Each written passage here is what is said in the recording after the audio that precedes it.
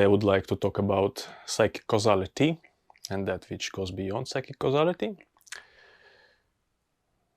It is well known, at least within Lacanian paradigm of psychoanalytic theory, that psychic causality is hinged upon series of identifications with the other. What is not looked at within psychoanalytic theory, that paradigm, is that which leads to transcendence, isn't it? Because psychoanalytic practice is not the practice aiming at spiritual cultivation. Yeah. It's the practice aiming at reducing psychic suffering. So, and that's the crucial difference. Psychoanalytic practice can be a precursor to something like spiritual cultivation. But we need to understand what takes place in this process of development, because it's silly to deny that there is a development taking place in anything human beings do. Even becoming human takes development, and that's what we're going to look at in terms of psychic causality. And definitely transcending being human takes far greater development. So first thing to understand that identification is the basis for this, for the psychic causality. Identification leads to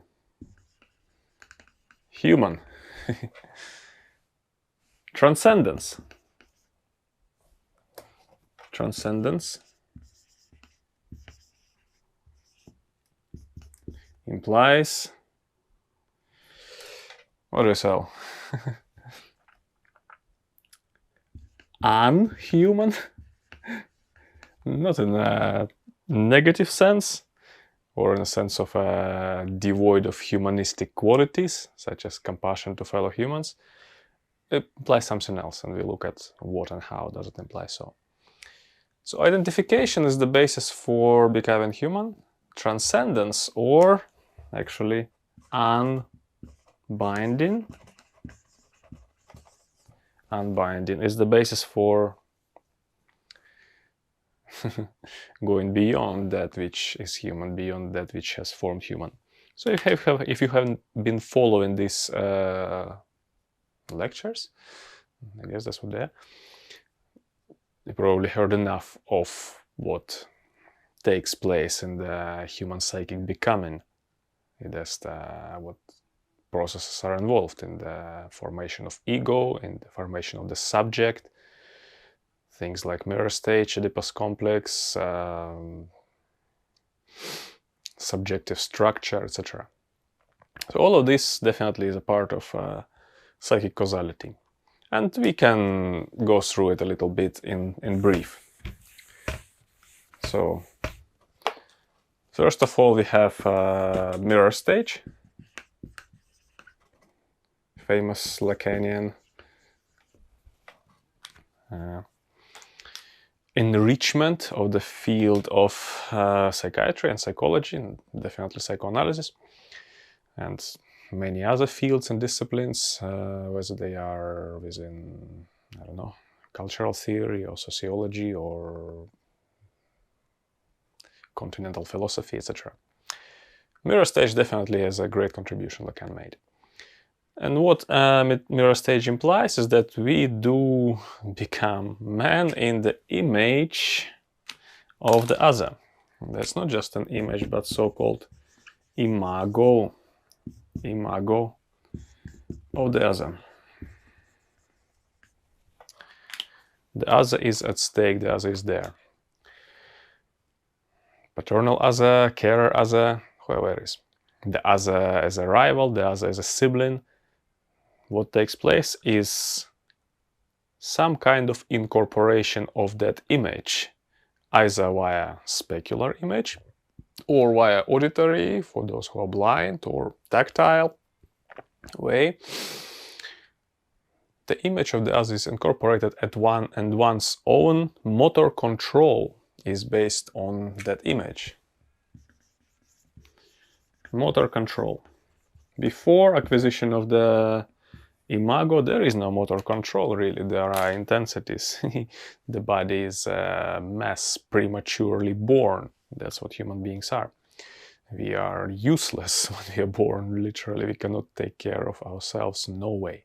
We need to be tended to for a while. And that's, in terms of nature, quite unpractical.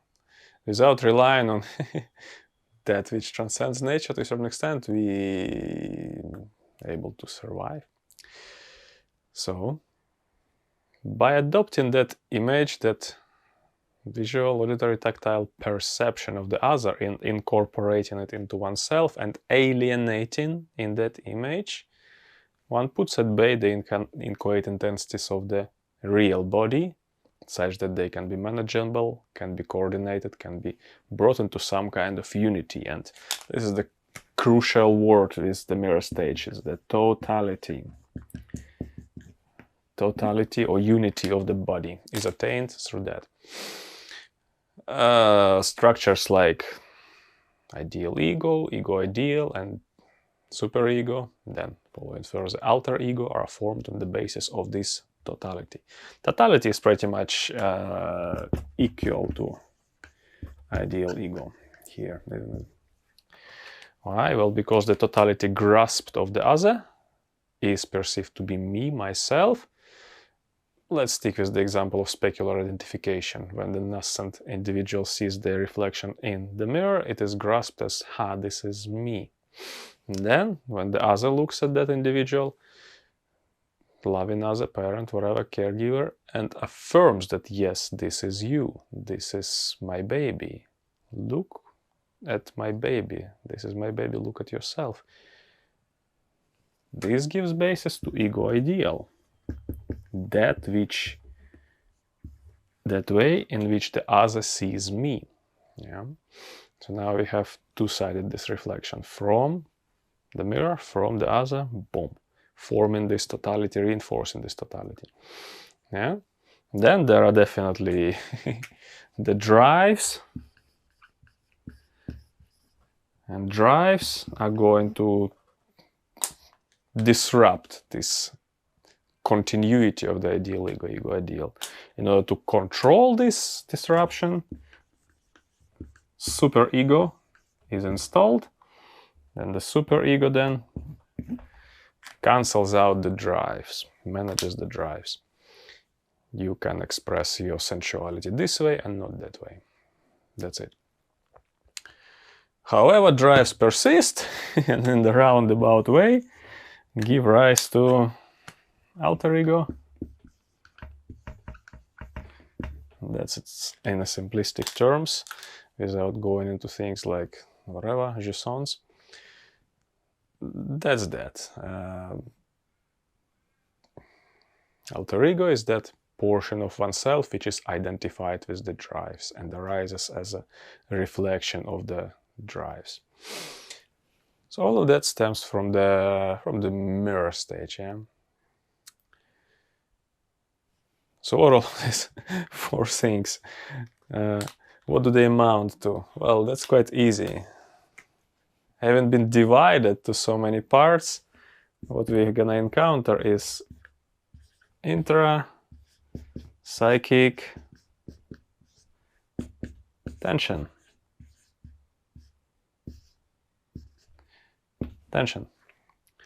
There is discord, isn't it? Yeah, because the totality is continuously challenged by the drives, and totality aims to put the drives at bay. But drives persist because they're part of the real being, isn't it? This is real, no way around it. They're gonna persist all the way through. They're just gonna find different reflections. So we cannot stay at this stage, obviously, can we? Yeah. Some do, yeah, well, forever. Majority not. Actually, it's hard to judge whether it's majority or not these days. Fusion type subjectivities, such as psychotic subjectivity, base their selves on the ideal ego at best. At more rudimentary, the ideal ego doesn't even form. So we have such cases as lack of coordination, absence of bodily unity, incapacity to move oneself, etc. As a coherent, coordinated being. Cases of severe autism, schizophrenia at the early stage, which never actually develops beyond that, leaving the subject incapacitated, are the result of non-forming of the ideal ego. However, if these structures are formed, there is further nuancing that takes place, and that's where we get to a second phase of psychic becoming. So the initial cause, as you might have noticed, is identification with the other on the level of the body. Second phase is old Freudian famous Oedipus complex. I say second phase, first phase really is just means of the language to express it. It's not chronological, it's more of a logical process of becoming, how it can be symbolized. Yeah. It's as good as we get so far within this theoretical framework. It's symbolizing the human becoming, and it's quite useful in a sense of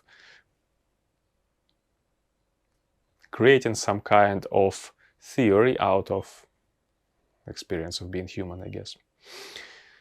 So Oedipus complex, what it hinges on. If in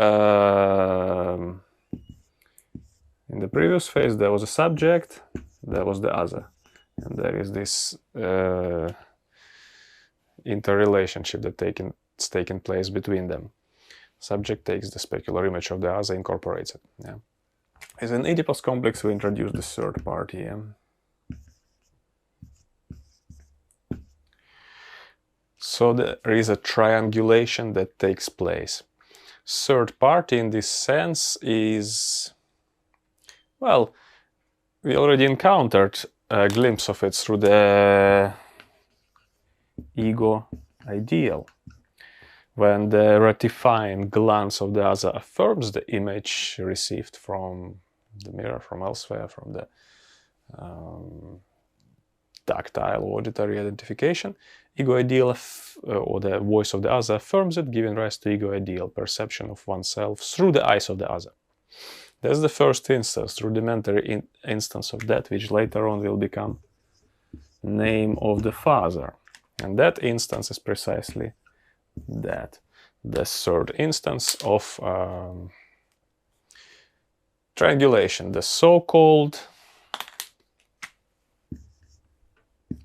paternal metaphor. Paternal metaphor. What this paternal metaphor does? Well, I already explained it in the lecture on the Oedipus complex, but once again, of course, repetition is a mother of learning. It breaks up the dyad, doesn't it? It names the desire of the second other.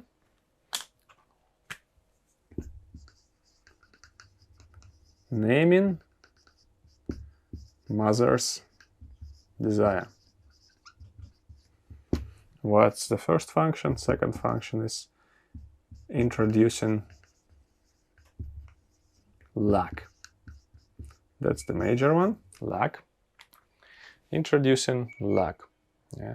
If before the other's desire was ambiguous, incomprehensible, enigmatic, the name of the father, or the triangulation of paternal function, names it, says it, okay, that's exactly what it is. And as you can see, it's a function, it's not necessarily a person. Even the mother herself can affirm that, yeah? If she's aware of the introduction of language as the other. And that's why it always has to do with, I guess, other of language, yeah? Big other, good old Lacanian big other, has to enter the picture and name the desire and introduce lack. The very introduction of language into the psychic economy creates lack, because previously very sensorially oriented human subject, nascent subject, becomes alienated further in language. First alienation is in the image, second alienation is in the language. And that alienation, curiously, separates the subject from the previous alienation.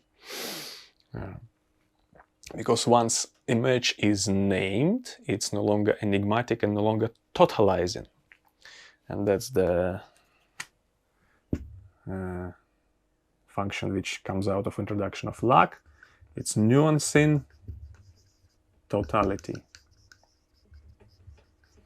So totality is no longer as total as it was in the sense of the ideal ego. It is, especially with introduction of the injunctions of the superego, it becomes nuanced. Yeah? We become accustomed to the laws, to the customs, to the ways things are done in the culture. What it leads to is that a particular field of subjectivity, say, is already formed. The subject is cut off from initial unity and enters the field of lack, which is language. And on the basis of these views, one forms a definitive S1, as in a master signifier. On the basis of this signifier, one structures the entirety of the symbolic order. This can be kind of considered as an anchor for the entirety of the big asa, entirety of the symbolic order. Which again, if you follow previous lectures, becomes a crucial difference between neurotic subjectivity and psychotic subjectivity. Within psychotic subjectivity, this signifier does not come to be. It's absent. So one remains and to this dualistic stage of imbroglio with the first asa. Yeah, second asa doesn't come into the picture.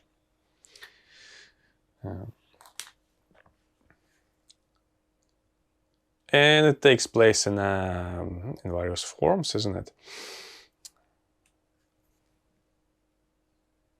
Fusion type subjectivity, such as psychotic and to a certain extent perverted, develop holding on to ideal ego with a particular type of enjoyment, that is jouissance, that it grants. Yeah, corporeal kind of dreadful enjoyment. With autistic subjectivity, this is different, because here S1 as well doesn't quite come into the picture, so the subjects remain kind of autonomous, hence the name autism, and develops the fields of interest accordingly following that autonomy. And for the particularities of this structure, you can watch the relevant lecture. In a nutshell, Oedipus complex is the way nascent subject, in the case it's a neurotic subject, makes sense out of the enigma of the mother's desire, demand of the culture, which eventually leads to refinement of a particular master signifier, which then stands for oneself in relation to the other. Oneself in relation to the symbolic order, language, culture, and determines the further trajectory for becoming. Here, of course, we can speak about the degrees of success of this instantiation of the name of the father, degrees of the successfulness of attachment, secure attachment or insecure or preoccupied, etc. And whether the paternal function was installed sufficiently or not, which then will determine either stability or lack of stability or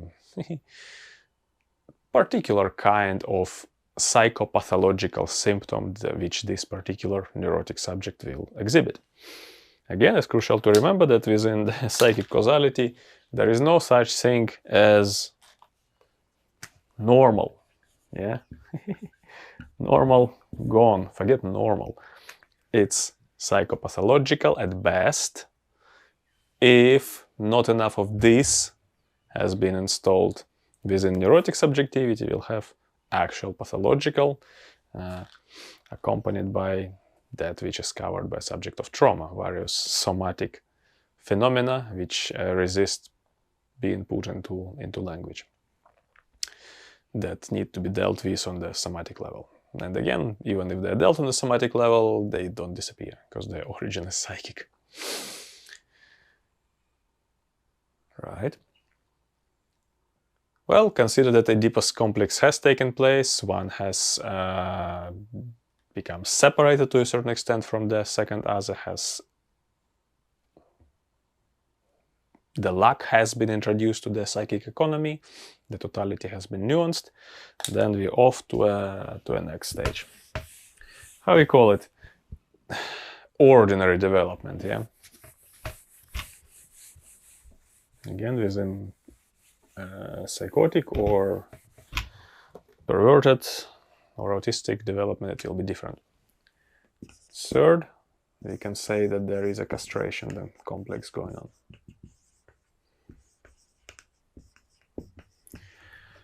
Castration complex. Often, castration complex is looked at in the context of Oedipus complex as a unresolved kind of stage of the letter. But it can also be looked at as a furthering of separation. And separation here will be seen as equal to castration. Again, psychoanalytic terminology. Castration also has to do not definitely with literal castration, where you're gonna get your sexual organs chopped off. No, it's a symbolic castration as usual. So nuancing of the totality of imaginary identification is a form of castration in that sense, because previously, having been imaginary phallus for the mother, one becomes separated from that and enters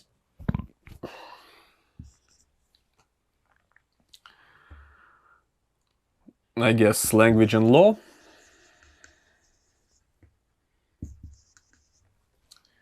which fundamentally separates one, yeah? Causes to sacrifice that jouissance, that enjoyment which one incarnates as the answer to the lack of the other. When the lack is introduced into psychic economy by the name of the father, this happens. One is separated from being imaginary phallus, enters language and law, and enters acceptance of lack. Again, in cases of psychotic or perverted subjectivity, this does not quite happen. One remains identified with the cause of the other's enjoyment. With nautism, something completely different takes place. So let us take again ordinary development into account within, say, neurosis. What then we have? Sublimation. Again, good old Freudian sublimation. One sacrifices one's direct enjoyment, libidinal satisfaction, in order to develop career, relationship, and enter ultimately reproductive scenario. That's the kind of aim, isn't it, of the happy ever after sort of fantasy of neurotic development with family and offsprings and possessions, properties, etc., careers. Yeah? That's what sublimation is for. Direct enjoyment sacrificed to procreate and sustain that. In order to do this, we can have, various kinds of adjustment. If one experiences a certain psychopathological tension which prevents one from say, successfully play that part of a spouse or husband or a wife or a parent. One enters therapy, sorts that out, and basically furthers this kind of identification with this particular role, which are pretty much staple within any culture, really. Yeah, that's the common way worldly people go about things in life: form families, procreate, etc.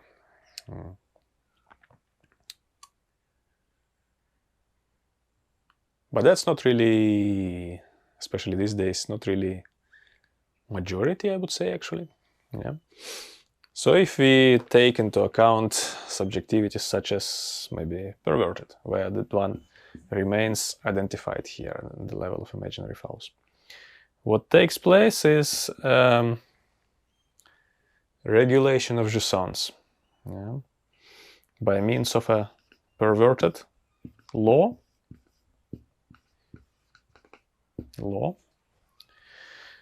So invasion of the enjoyment, which is not regulated by the name of the father, not sufficiently, has to be regulated by means of a perverted version of language and law. That very system that pervert creates for themselves. They may as well enter a reproductive scenario, but their libido wouldn't be fully sublimated, fully invested into that. Or there will be a high degree of dictatorship of how things should be in that particular way of enjoyment that a perverted subject exercises. Yeah. Because luck is not sufficiently introduced here. If it's a psychotic subjectivity, we experience something known as delusional metaphor. And again, that's only in the case for those psychotic subjects who have undergone the break, psychotic break, which structures invasion of jouissance, invasion of the drive, in accordance with that very initial image of totality, which has been assumed in order to sustain the position of imaginary fouls for the other. And if one hasn't undergone the break, in cases of ordinary psychosis, we have symptom or symptomatic fashioning. This here implies that one adjusts to the other of language and law on their own terms. They're seemingly conformist, but their psychosis hasn't been triggered. There are instances of delusional beliefs which can be found within these individuals, but they become good at not confronting others with these beliefs, yeah, become diplomatic with the way they present themselves. And actually, this category has been quite forgotten these days. What psychiatrists in the, I guess, end of 19th century were faced with is particularly this development within ordinary psychosis. Nowadays, unless one doesn't breaks into psychotic break, they are considered whatever normal. But they underlying mechanism of functioning, and I would argue that actually is quite widespread these days. The basis of fusion type subjectivity or psychotic subjectivity, still there it functions. And the crucial difference from neurotic subjectivity is that it is denying luck.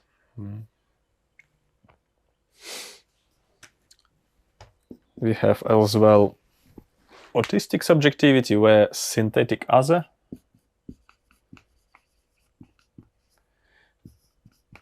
is formed, yeah, as well as synthetic form of luck. And again, listen to a relevant lecture for this. So that's pretty much it when we talk about sort of ordinary psychic causality within majority of people, yeah. Still within the realm of ordinary, we can put maybe here, and that would refer again to neurotic. Let's put it here then. Is a traversing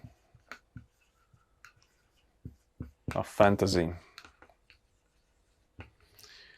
So that kind of is on the border between ordinary and cultivation based. This is a particularly psychoanalytic modality of dealing with neuroses, isn't it? One enters analysis, undertakes this process, looks at the core of one's identifications, at the core of one's S1, and undoes its phantasmatic effects within the unconscious, uncovers the psychopathology,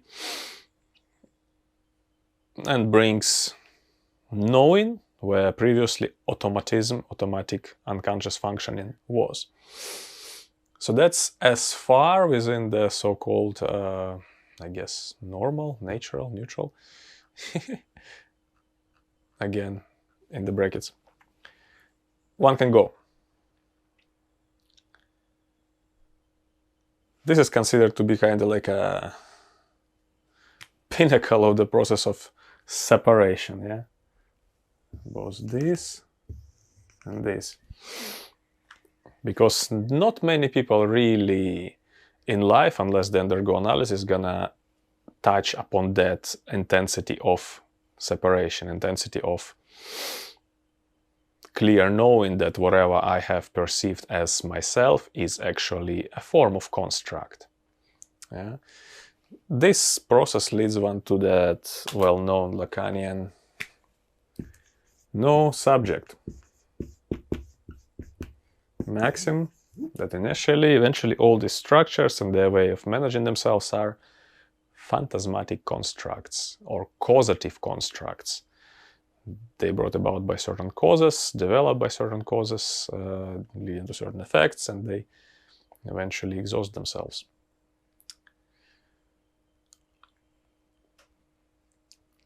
Traversing fantasy is a procedure whereby this can be clearly seen. That's the process of analysis. Okay.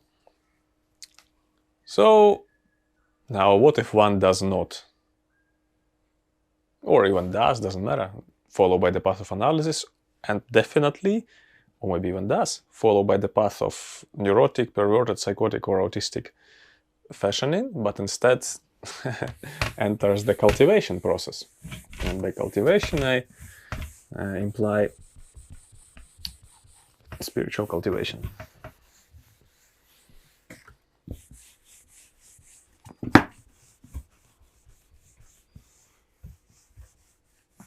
Now, this board is getting useless.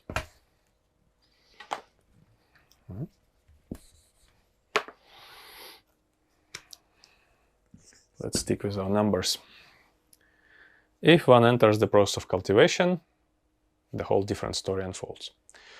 Why does enter the process of cultivation? That's the first question.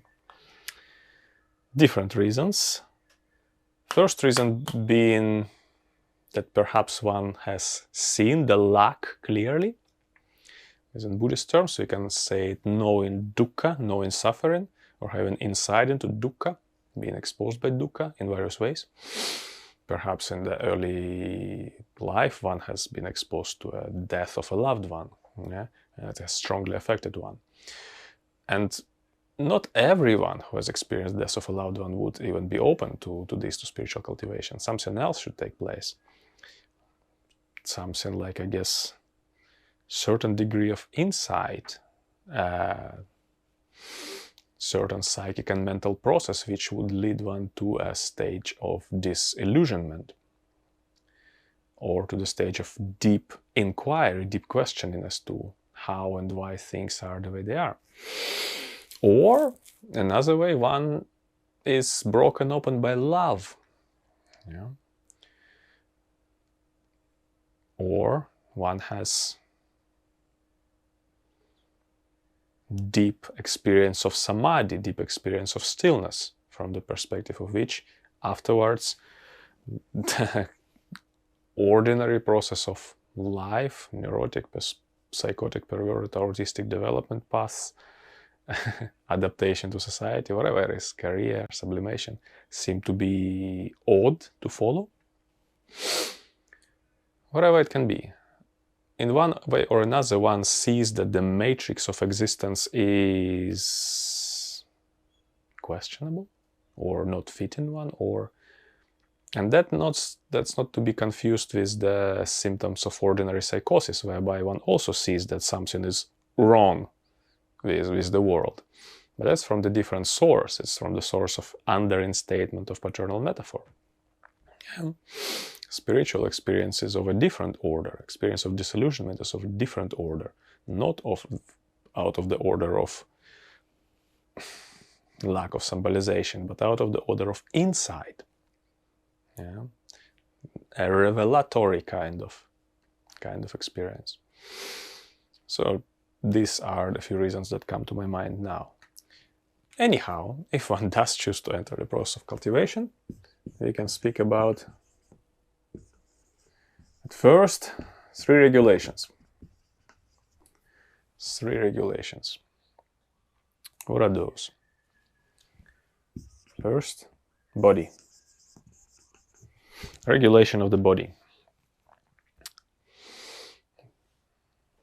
Body is the basis for everything. One lives in the body, one cannot deny the body. In fact, the majority of what kind of psychoanalysis has sprang from in the early, when it was 19th century, late 19th century, yeah, late 19th century, sprang from incapability to accept the body as it is, or unskillful handling of the body, or lack of signifiers within the milieu that was occupied there to handle the body, particularly the body's sexuality, the libido, the real, pertaining to the drive. So in terms of cultivation, how does one regulate the body? Well, first one is health, basic health, diet, water, air, exercise. When body functions okay, it is arguably easier to handle the tension of the drive. But again, nothing is perfect. Even this sometimes cannot be achieved, the health.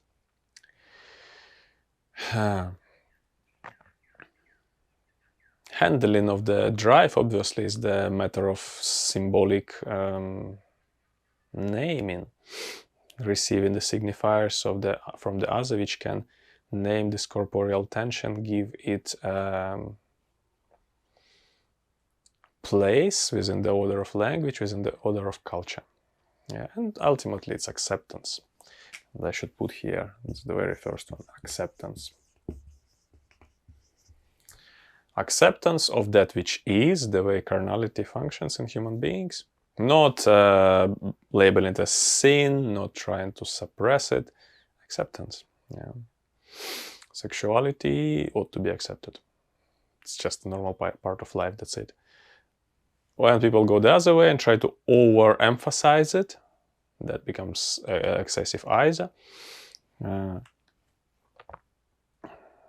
to, I don't know, do various sexual practices, develop their sexuality.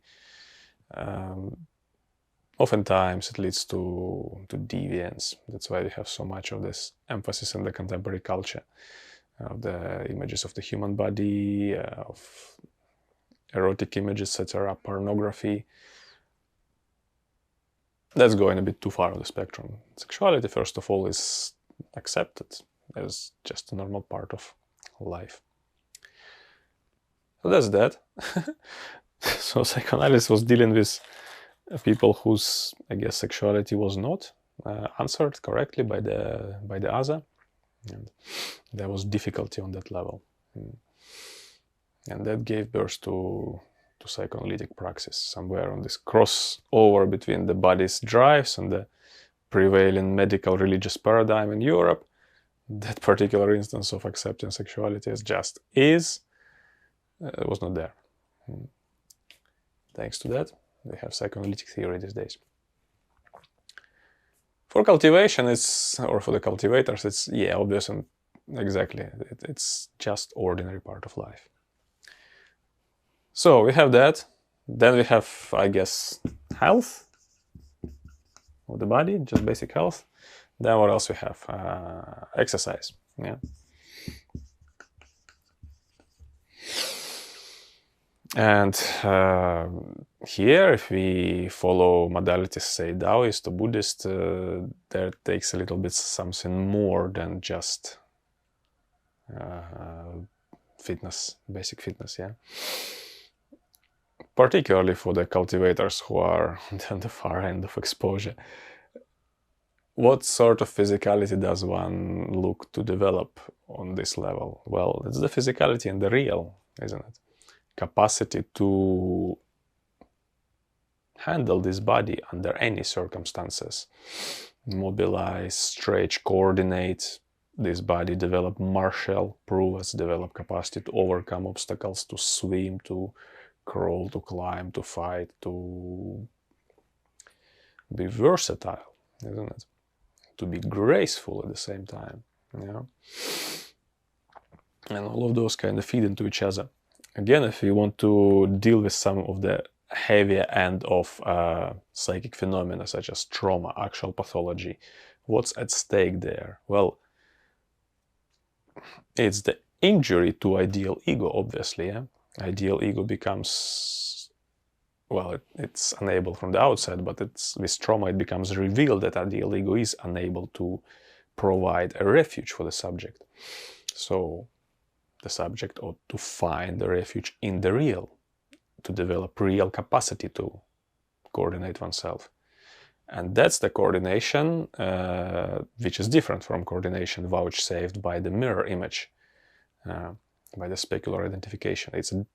It's the real coordination, if you like, based on the skill, the strength, the flexibility, the stamina developed through the practice of either or arts of movement, ultimately, the martial arts. Basically, is ability to do stuff, yeah, with the real kind of the level of exercise. On this level, one learns to do that which one cannot fail at. Swimming.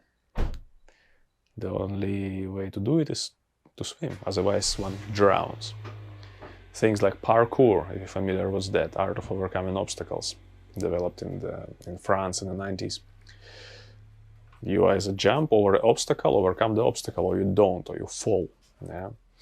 Martial arts, you either confront the aggressive other, or you don't. Yeah. So it's that at that level. This is what enables one to develop this kind of prowess.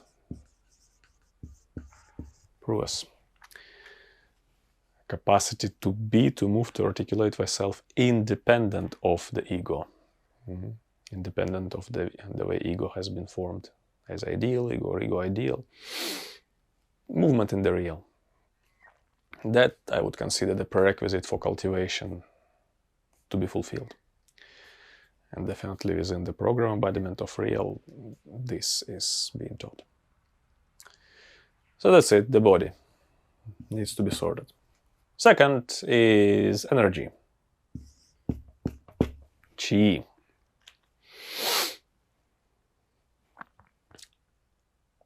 Difference between qi and libidinal energy. Libidinal energy is just mobilization of carnal drives, which is based on the signifiers, on how well signifiers dress that flow of the drive. That's libido, nothing more. Qi is different. Yeah? Qi does not rely on language, not really. There are forms of qi then which are developed relying on the certain mental qualities, and those do relate with language. But initially, qi is not that. It's the process which takes place, and it's the literal energy which can be built, mobilized, consolidated, stored, pressurized, pushed into the channels to open them, refined, yeah, in the body, based on the interaction of attention and the body. And obviously for this we need the third regulation, which is the mind. What's the difference between the mind and the psyche? Yeah.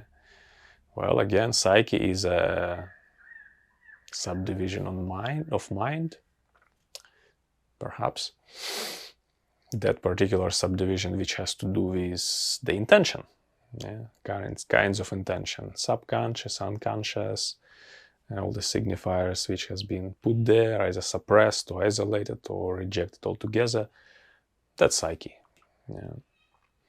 Then psyche is shaped in a particular way so that one undergoes becoming as per the structure, whether neurotic, psychotic, perverted, or autistic. But the mind encapsulates that. Based on the mind, we can form theories, for example, about all this. Yeah? Because mind involves something else, involves the overarching perspective, involves functions and faculties which we are going to talk about now. And that really becomes the crux of the cultivation once. Well, this is really Qigong process, isn't it? Qigong, cultivation of energy. Again, this is taught in the program extensively. A lot of it is there. But mind is the key to this process, because unless one has sorted out the mind, Qi will be very hard to sort out, very hard to access. So let us look at the third regulation, at the mind.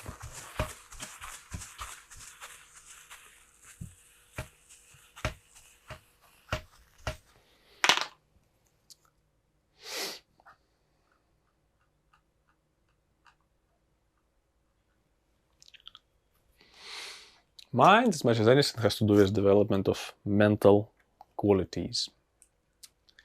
Yeah, one can argue that we acquire those mental qualities to a certain extent through culture, through language, through education.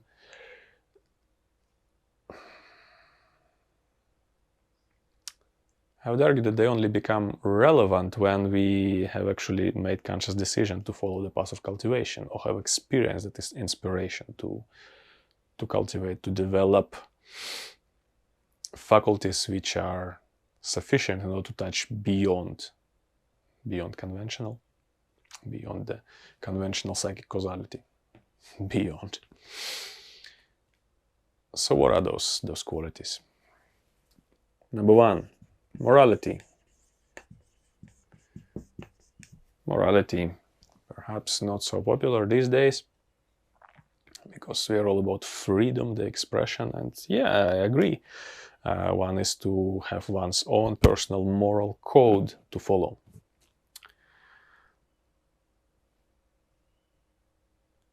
Yet, for cultivation's sake, within this moral code, there must be certain points. First one.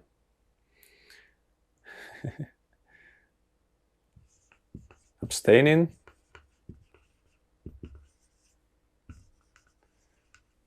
from killing. I guess all the religions agree on that. Abstaining from stealing. Abstaining from sexual misconduct. Adultery is a classic definition, but any kind of harmful sexual activity. Fourth one, abstaining from lying, telling mistruth. Fifth one, abstaining from intoxicants. These are classical Buddhist 5 precepts. To this list, I would add, is the fourth one, abstaining from divisive, malicious and idle speech. These are divisive, malicious, and idle speech, as well as lying, are 4 forms of unwholesome verbal conduct, which are restrained from in the context of the path of development. And this is the foundation of the practice. If this is not there, in accordance with traditions of cultivation, well, forget about the rest. You can develop, I don't know, mental states which are sublime and refined, but actually no, you won't even be able to develop those states, because mind will not be settled, because there will always be a sense of remorse, subliminal guilt. The mind will be an uncomfortable place to be. If one kills, steals, commits sexual misconduct, lies, intoxicates the mind, speaks harshly, maliciously, chatter idlessly, mindlessly, the mind won't be prepared, secluded from unwholesome states in order to enter absorption. Yeah.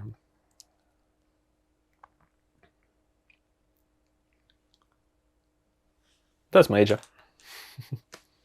Well, suppose one has developed that.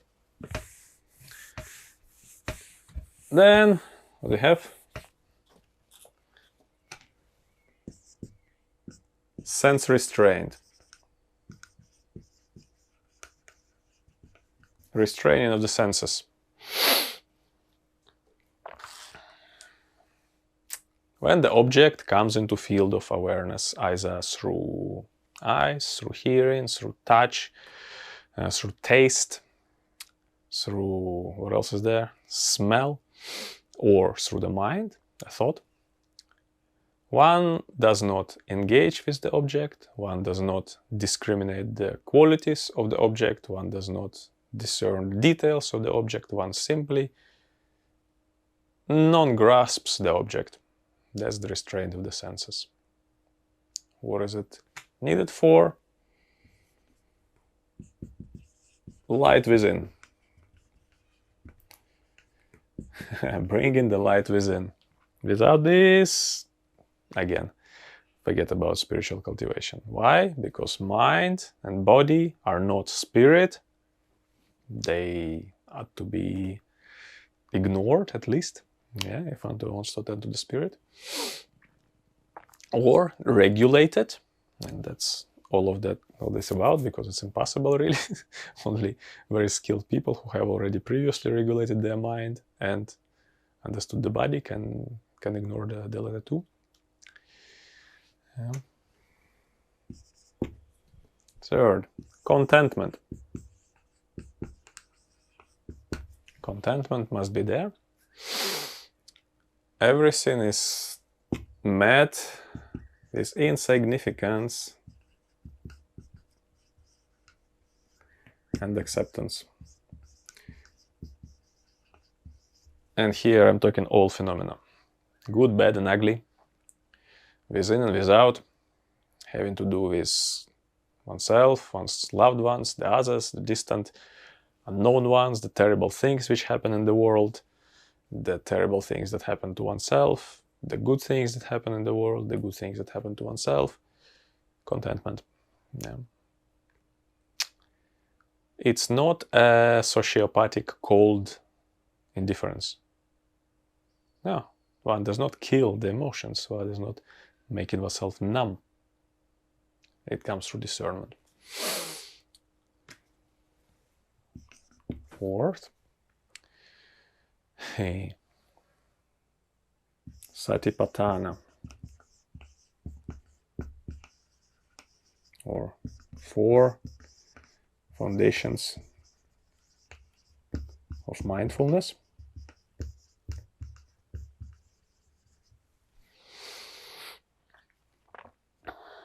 Mindfulness of the body, the feelings, mental formations, and various other phenomena, dhammas. The mind ought to be trained to continuously attend to these foundations, to know them for what they are. Yeah. With discernment. Differentiating which is mind, which is body, which are feelings, which are the dhammas. Discernment is paramount. And we come back to discernment later. This is done. This is pretty much vipassana, isn't it? And vipassana is pretty much equal with discernment. Equal with wisdom. At least within Buddhist context of a term. One learns to differentiate between phenomena. This is major. Yeah. Even within neurotic type subjectivities, not the fusion type subjectivities such as psychotic and perverted, there are tendencies for fusing various phenomena.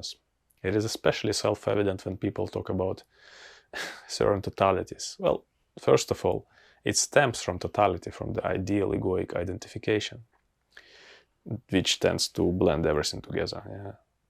Totality is a form of delusion, whereby one does not see phenomena in detail, does not discriminate between phenomena.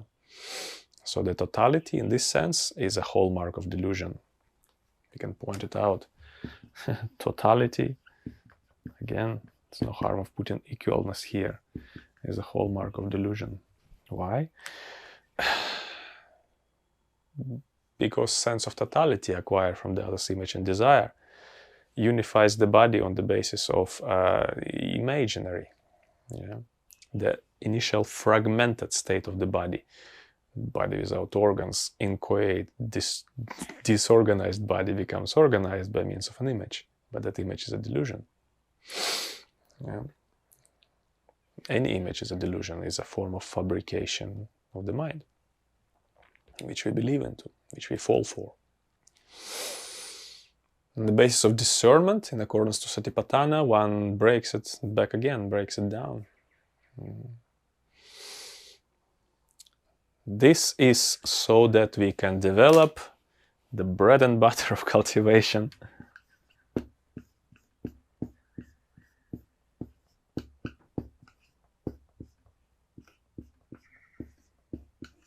Attention. It is very hard to have pure attention. Why? Well, because attention is continuously enmeshed with intention. Yeah? Certain forms of intentionality always are there. It doesn't take Freud to figure out that one continuously have some kind of mental process going on at the back of one's mind. So we have immediate conscious intentionality. Conscious intention. I gotta take this pen and write this on the whiteboard. This is immediate conscious intentionality. Obviously, when one turns the light within, sits quietly, that is gone. Of course, one has to have initial intention to sit quietly and close one's eyes, but then it's gone. So that's taken care of. Then what we have, subconscious intentionality.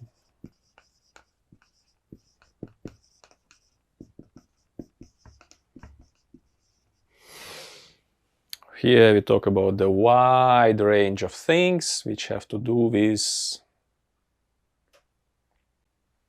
psychopathology, various hang-ups, various inconsistencies within oneself, which are continuously kind of nagging one from the inside and which one is not aware about, one's subliminal motivations, which again all stem from the way one has undergone previous process of psychic becoming that had to do with whatever it was, mirror stage, then Oedipal triangulation, and the castration complex. All of this unfulfilled, I don't know, desires, unfulfilled ways to bind the drive, because the drive can never be fully bound by the language. All of them will play out at the subconscious level. And then we have also unconscious intention. That we are not even aware of. Perhaps one would have to regress through deep associative work or through hypnosis in order to touch upon those. Yeah. And what these two have in common? And that's something psychoanalysis kind of overlooks, perhaps due to it being quite humanistic discipline. 5 hindrances.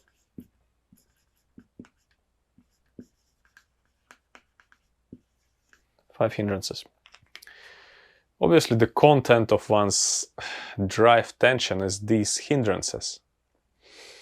First two of them, sensuality and ill will, directly stemming from imaginary identification, from ideal ego. It is based on particular sensorial image of the body and need to protect that image of the body, which results in ill will to anything that challenges that image of totality.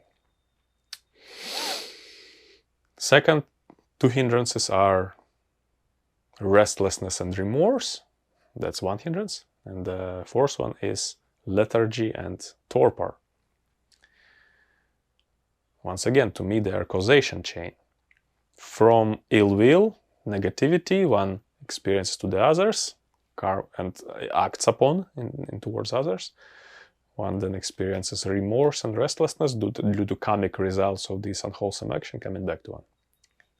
That's simple as that. Because one cannot handle the coming back of these results, one falls asleep. Lethargy and drowsiness arises. Fifth hindrance, doubt.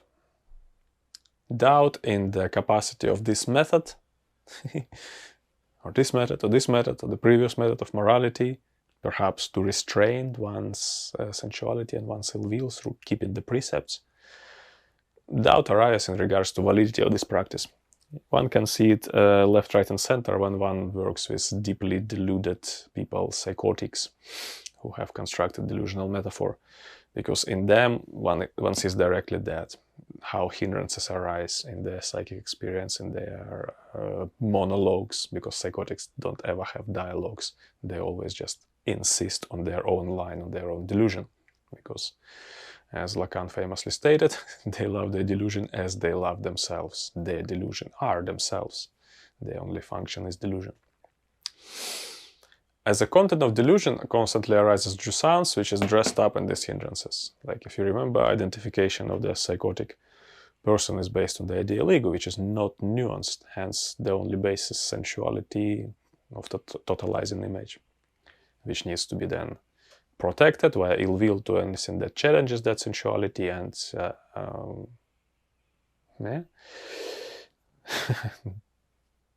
psychotic melancholy, forms of lethargy and remorse in regards to what has been previously done through the psychic functioning based on sensuality and ill will, and definitely there is doubt because everything is under question due to absence of unifying symbolic element, master signifier, name of the father.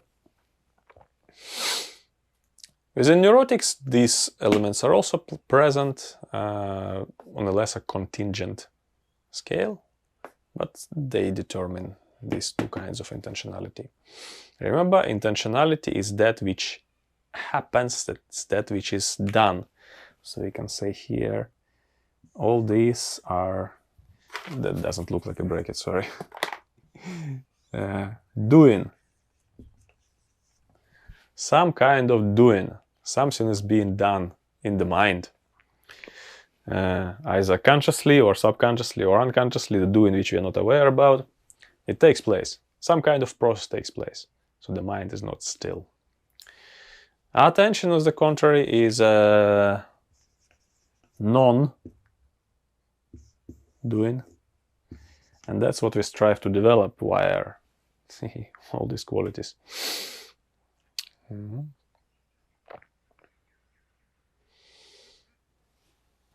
Obviously, psychoanalytic process and the praxis can assist one in abandoning or refining these kinds of intentionality.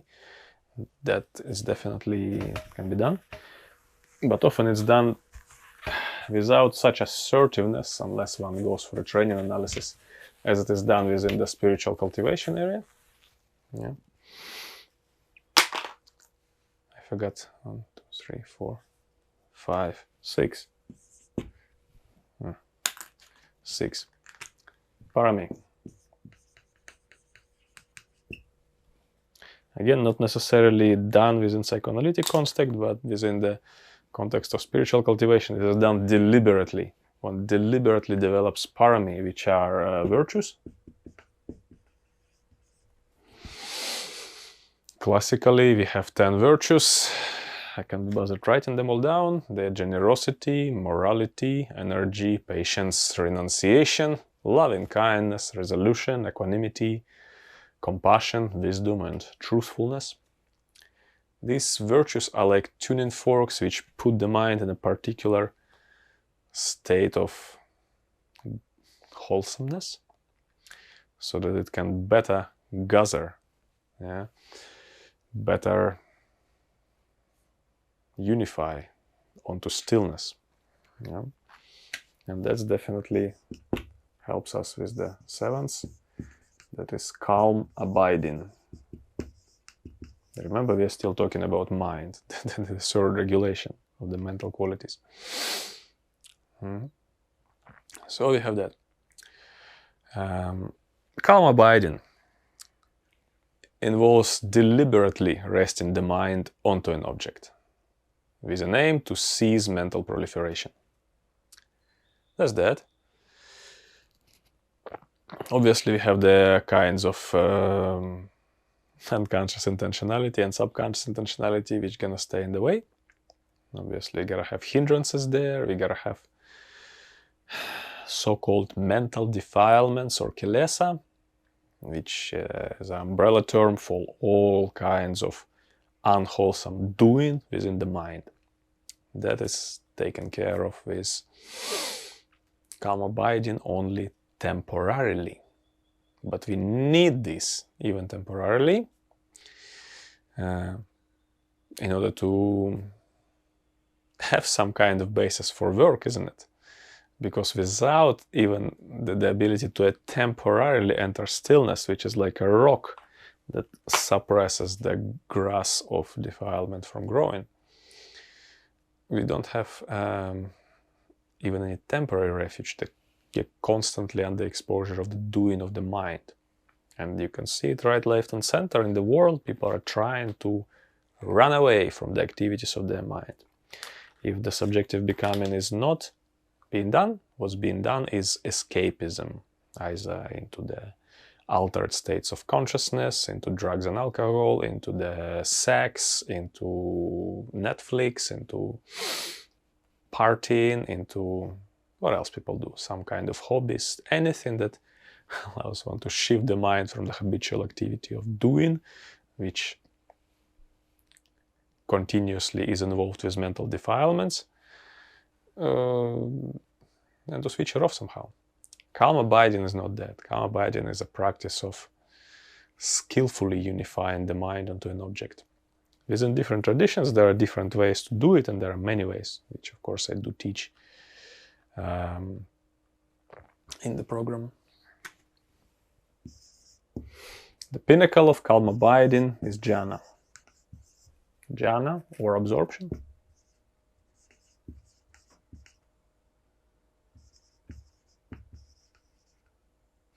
Absorption. Which is, for the sake of clarity, is the only meditation there is. Meditation. This is meditation. The previous things, like 4 foundations of mindfulness, vipassana, they're technically not meditation. They are contemplation. This is meditation. Meditation is whereby the object is unified with to the extent that the both object and the observer disappear. It's a kind of death, which is experienced via conscious activity. Classically, we discern 4 material jhanas.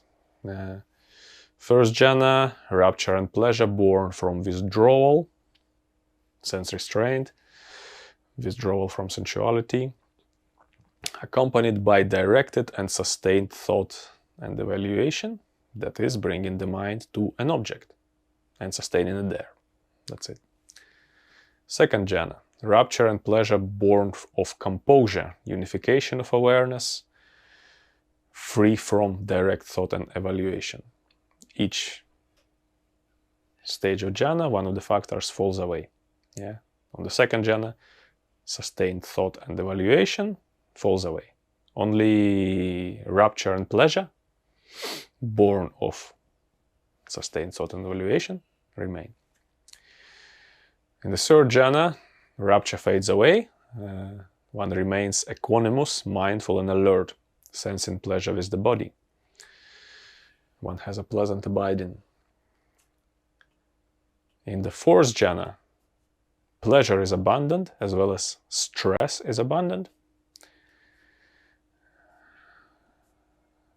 With the early abandonment of elation and distress arises purity of equanimity and mindfulness, neither pleasure nor stress. And that's the full meditation, full absorption. State of bliss transcending worldly. This is considered the right kind of temporary refuge. Once one has attained that, there is no more need to reach for pleasures of the world, to create oneself a source of escapism. Once one has reached that, that's the proper course to actually renounce the world and just work further with the further qualities. That's proper discernment. Because only having attained this absorption jhana, one can exercise the right kind of discernment, with the mind thus concentrated, purified, bright, unblemished, free from defects, pliant, malleable, steady, and attained to imperturbability. One discerns the body. And here we're talking about 4 elements: earth, water, air, fire, and 32 parts of the body. Hair of the head, hair of the body, nails, teeth, skin, bones, muscles, tissues, tendons, marrow, various organs, various fluids, substances, and the brain. Differentiating them clearly, using the mind empowered by samadhi. One discerns the mind supported.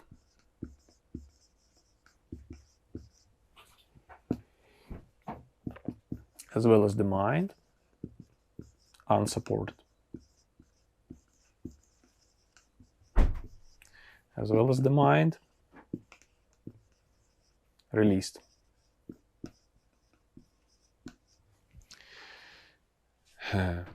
Mind supported by wholesome qualities. Mind unsupported by wholesome qualities, which equals to the mind bound by ignorance, greed, hatred, delusion. Everything which has to do with psychic becoming and ego. And the mind release has to do with unbinding from these shackles of greed, ignorance, hatred, and delusion. Right. So that's a kind of a pinnacle of training of the mind, the regulation pertaining to the mind. In turn, regulation of the mind regulates energy and further regulates the body.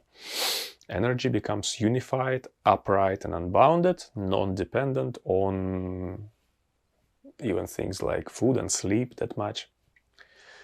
Why? Well, because one directly attends to reality at this state. One no longer attends to one's biases, preferences, delusions, one's ego. To a certain extent, one has, through this training, transcended being human, but not quite, not completely. Yeah. Here, one is still in the process of training. So that was 3 regulations as a stage for cultivation. And that's really majority of training, isn't it? The qualities we just listed, the practice we just listed, they take up majority of the training within the practice of renunciants and within the practices of lay practitioners. What we have in the whole list of ours: uprooting, becoming. And this definitely goes beyond human, beyond psychic causality, which this has to do with reversing the course. This Taoist classic formulation. Reverse the course of becoming human. Yeah. As well as within Buddhism, they just don't call it that way. Turning light within and studying few particular things. Most importantly, it's the Paticca Samuppada.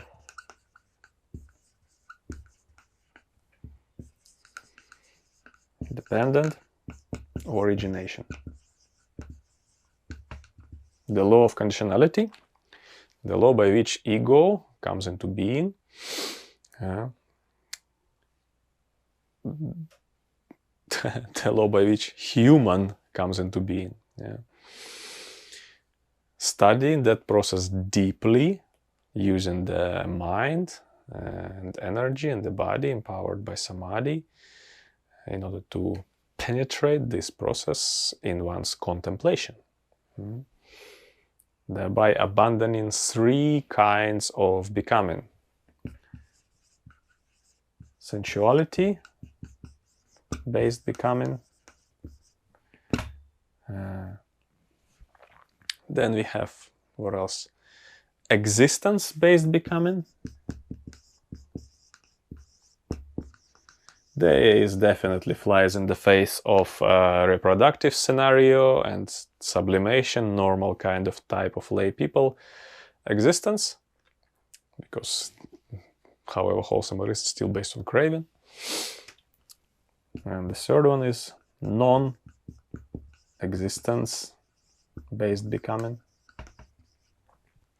This flies in the face for all those who deny the world, who have hatred and grudges to the world, those nihilists who see the fault in the world, see the unwholesome, see the dukkha, but haven't actually established the path.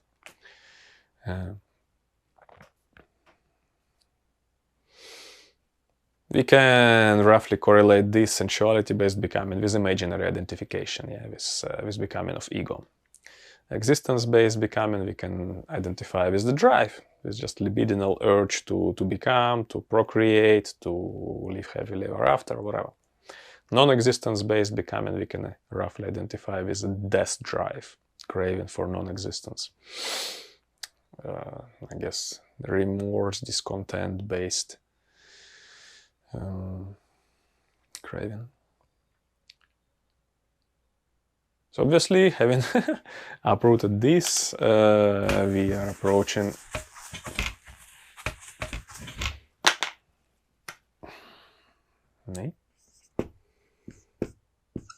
transcending. Transcending human, or transcending the humanness, dismantling the being human, disidentifying via practice with from that which is within the dependent origination, known as the name and form, Namarupa. Namarupa. One disidentifies from that, and this can only be done, definitely cannot be done through mental exercise, which is how most people, especially those who are kind of skewed on Vipassana practice, how they see the process of development. Okay, I just see this me, who am I, and I just disidentify with it. Okay, done. Nah, I'm sorry, that's not gonna happen. This disidentification is name and form only possible on the basis of practice, all the three regulations we just discussed. Yeah. Basically, the other-based self. Other-based self ought to be abandoned at this stage. Yeah. In favor of what? People think that it's possible to just abandon self. I know I'm no self, or whatever, but there is no self. It's just a mental masturbation. This abandonment must be done on the basis of praxis.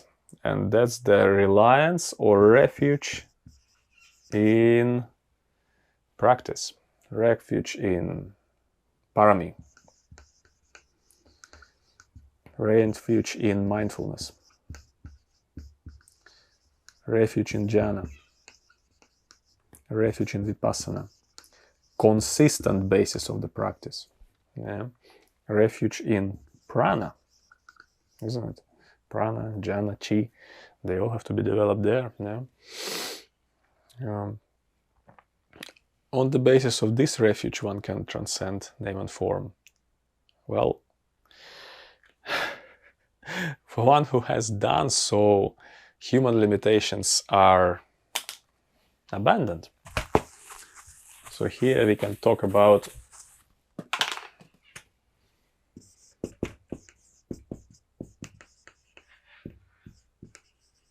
attainment of CD. Attainment of CD. Supernormal powers. Often people don't like to talk about this in the context of spiritual practice, but they definitely are there. Yeah, because for those who have transcend human, superhuman abilities open up. Yeah. So what are CDs? Well, there are lists of them, varieties of them, various kinds of supernormal abilities. How we list them? By location. Having been one, one becomes many. Having been many, one becomes one. One can appear, I guess teleportation. One can disappear.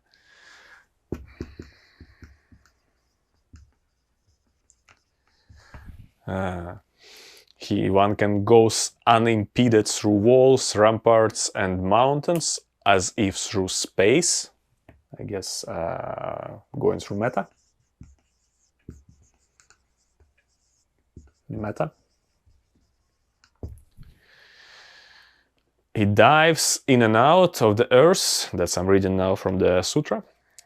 He dives in and out of the earth as if it was water. Again, going through meta. He walks on water without sinking, as if it were dry land. Self-explanatory. Sitting cross-legged, he flies through the air like a winged bird. Levitation. With his hands, he touches and strokes even the sun and moon.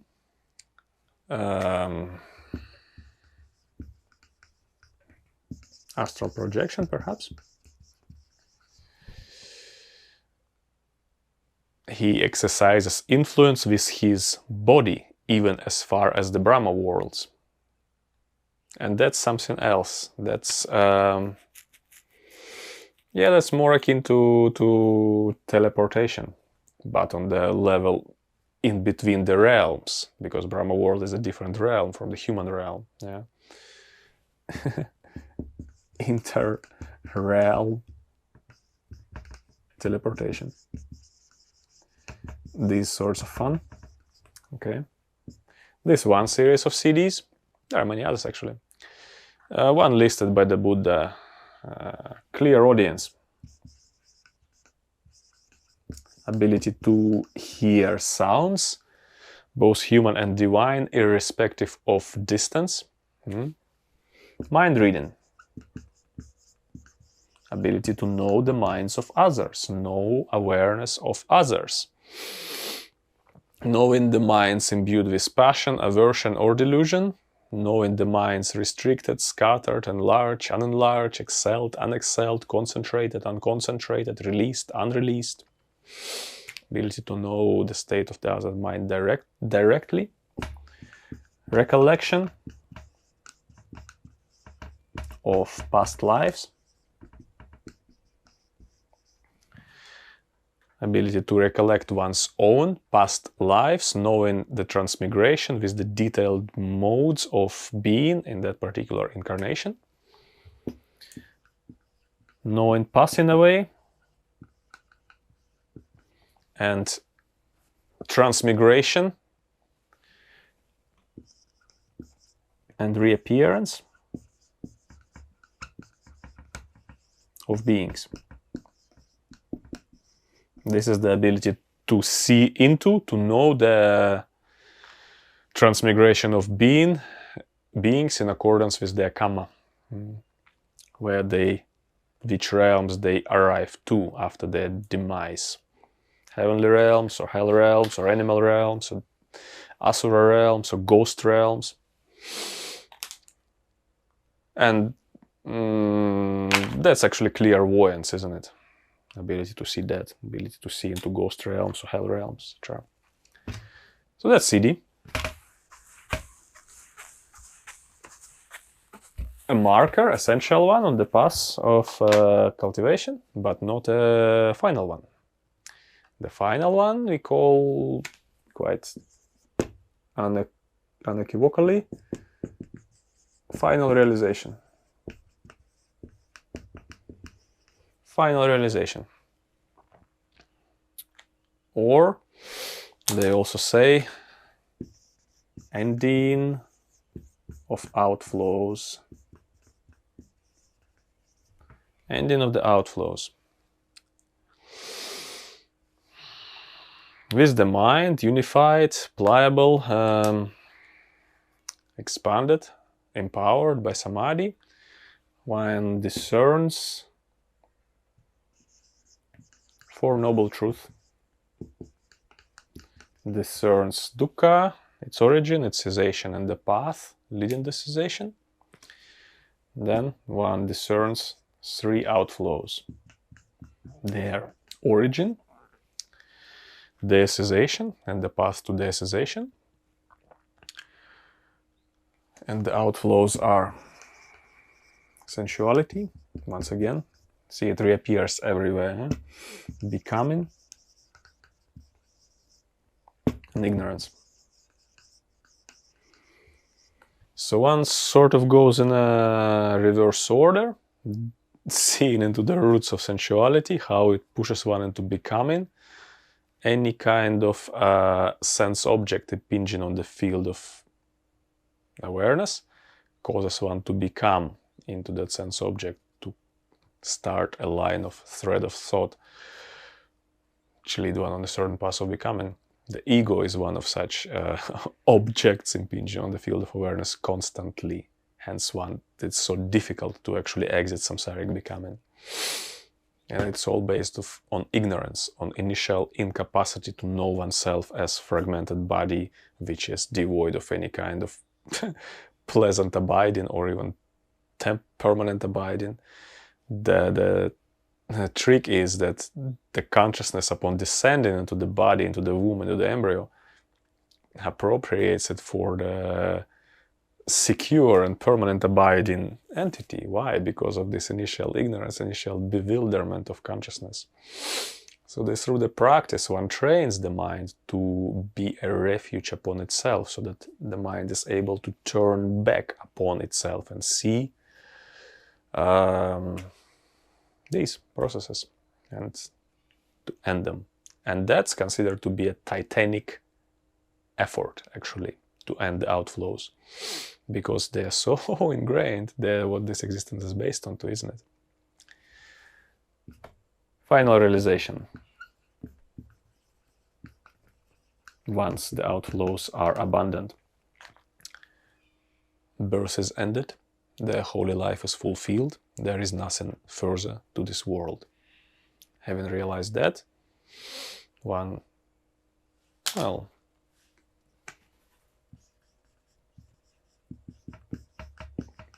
attains unbinding, and that's the fruition of the path. Okay, so that's that in a nutshell, psychic causality and beyond psychic causality. Why this exposition is relevant? Well, in order to give a perspective, obviously, because in my opinion, and that's only my opinion, a lot of the psychic suffering that people experience these days is due to being enmeshed into what? Their mirror stage, Oedipus complex, their castration complex, their becoming in the world and not actually seeing the way out, not having the perspective based on transcendence. Again, many people have successful identifications, successful triangulation, successful instantainment of paternal metaphor, which leads them to inherit life which their parents successfully created for them, and dwell in that fashion quite comfortably until obviously the body breaks down. But that's dukkha, isn't it? However many lives you lived comfortably, naturally those lives break down and disappear and cease, and repeats on and on. So sooner or later the heart, I guess the soul, wakes up to tremendous suffering which is contained within this repetition. So this is that. I leave it at that for now.